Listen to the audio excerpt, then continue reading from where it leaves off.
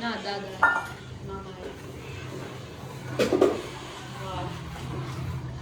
તો ચાલો ભાઈ આવી જાજો બધા પાવભાજી ખાવા.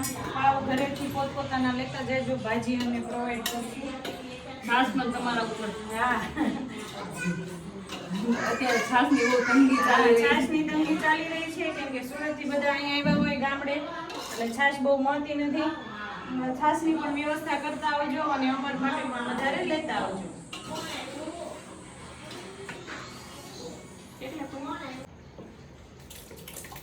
વિચારવું છે.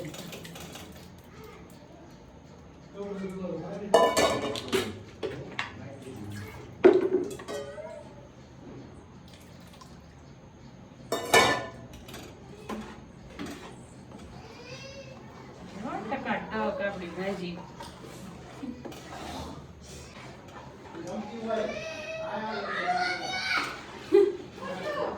હવે પૂરું હવેલું વ્યવસ્થા પડ્યા છે. તો ચાલો ભાઈ આપણી ભાજી રેડી થઈ ગઈ છે. જો તમે જોઈ શકો છો મસ્ત કલર આવ્યો છે.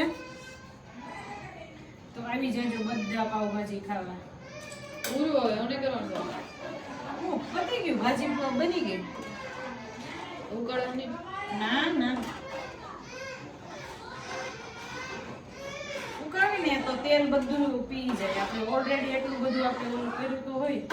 બધા અલગ અલગ બનાવતા હોય. કોક ઉકાળે કોક ન હા, કોક ઉકાળે. ઉકાળે કોક ન ઉકાળે.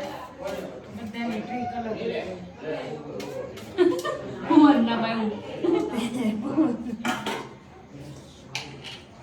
ચાલો ભાઈ ભાજી પાવભાજી. આપણી ભાજી રેડી છે.